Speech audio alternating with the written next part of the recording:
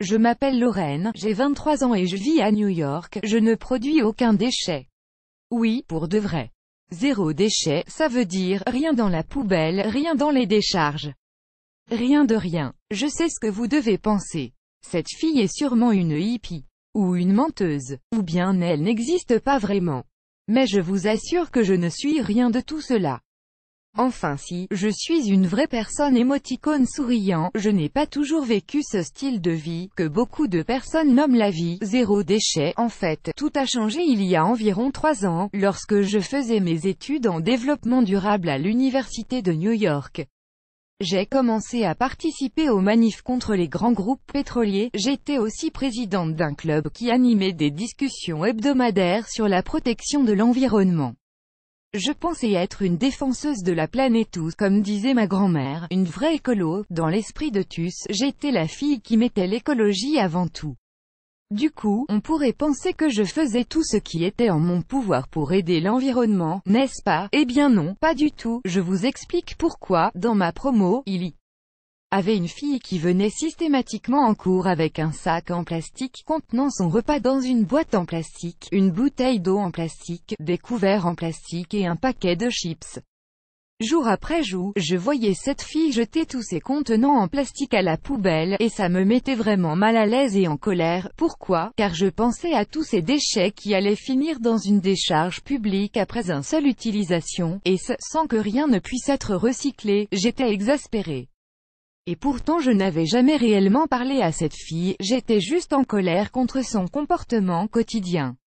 Puis un jour, après un cours où j'étais particulièrement contrariée, je suis rentrée directement chez moi, en me disant que j'allais me préparer un bon petit repas pour oublier tout ça. Comme d'habitude, j'ai ouvert mon frigo, et là, bim, grosse prise de conscience, je venais de me rendre compte que tous les ingrédients de mon frigo étaient emballés dans du plastique. C'était la première fois de ma vie où je devais faire face à mes véritables contradictions. Moi qui pensais être écolo, je produisais autant de déchets que la fille de ma promo, c'est quand même incroyable que ça m'ait pris autant d'années pour m'en rendre compte, mais ma décision était prise, j'allais éliminer tous les plastiques de ma vie, renoncer au plastique, ça voulait dire renoncer à tous les produits vendus sous emballage. Il a fallu que j'apprenne à tout faire moi-même, y compris le dentifrice et les produits de ménage. J'ai beaucoup appris en faisant des recherches sur internet, car je n'avais aucune idée pour préparer tous ces trucs. Un jour, je suis tombée sur le blog Zero Waste Home, dans lequel on découvre le quotidien d'une mère de famille californienne, Bea Johnson. Avec son mari et ses 2 enfants, la famille de Bea mène une vie zéro déchet. Je vous conseille d'ailleurs son livre traduit en français ici. Quand j'ai lu son livre, j'avais déjà éliminé la quasi-totalité des objets en plastique de ma vie.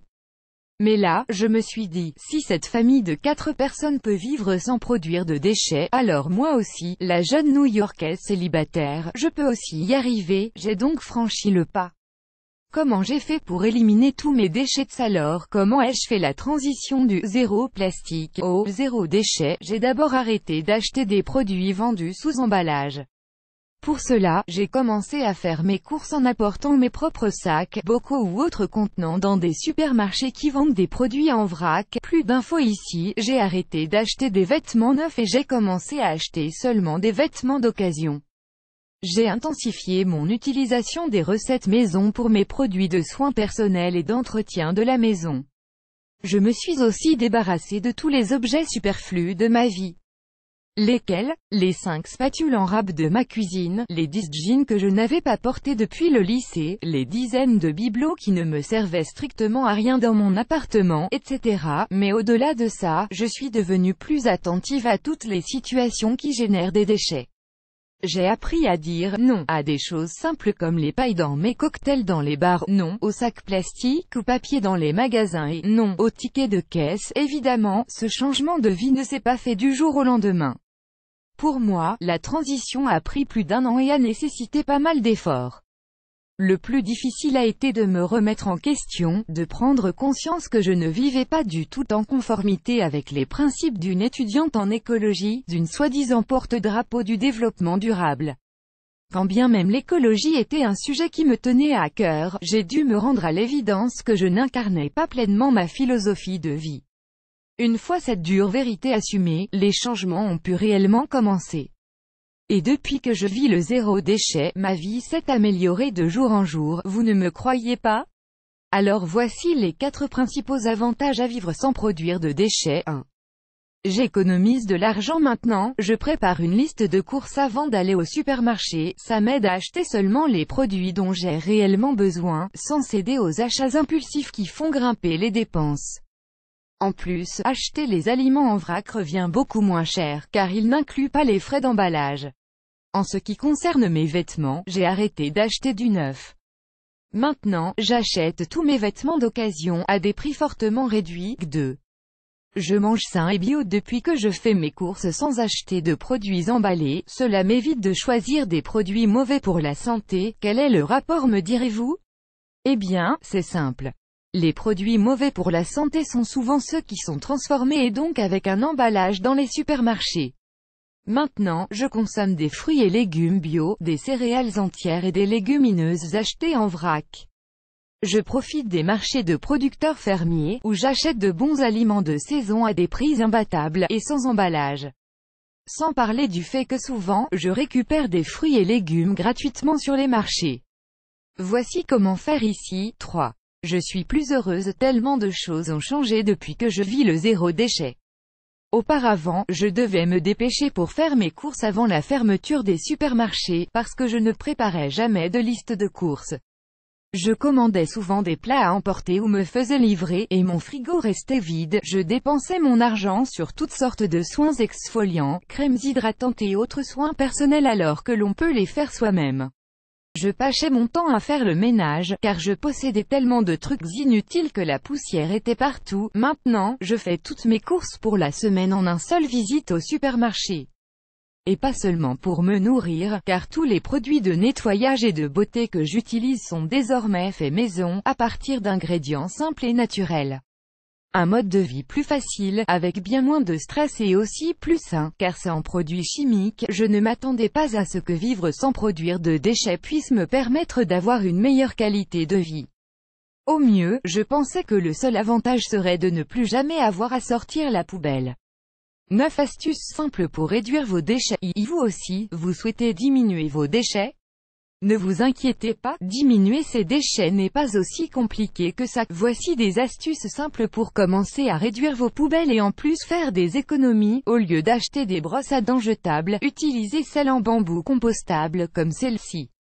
Au lieu d'acheter du sopalin à usage unique, utilisez des chiffons en coton comme cela. Au lieu d'acheter du shampoing industriel, faites votre propre shampoing naturel avec ses recettes maison. Au lieu d'utiliser du coton jetable pour vous démaquiller, utilisez des lingettes démaquillantes lavables comme celle-ci. Au lieu d'acheter du gel douche plein de pétrole, utilisez de simples savons comme cela. Au lieu d'utiliser des tupperwares qui peuvent contenir des produits chimiques, utilisez des bocaux en verre. Au lieu d'acheter des bouteilles d'eau en plastique, utilisez une gourde comme celle-ci. Au lieu d'acheter des tampons qui peuvent être dangereux pour la santé, utilisez des coupes menstruelles comme celle-ci. Au lieu d'acheter des rasoirs jetables, utilisez des rasoirs traditionnels comme celui-ci. Ma nouvelle vie sans déchets. Aujourd'hui, mon choix de vie a pris une tournure inattendue.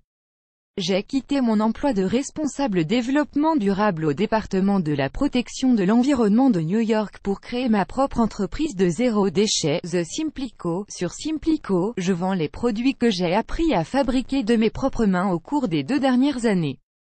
Pour conclure, je n'ai pas adopté ce mode de vie pour afficher un parti pris. Si j'ai choisi de mener une vie zéro déchet, c'est parce que je suis entièrement convaincu que c'est le mode de vie le plus conforme à mes convictions. À votre tour, et vous, seriez-vous prêt à mener une vie sans déchets?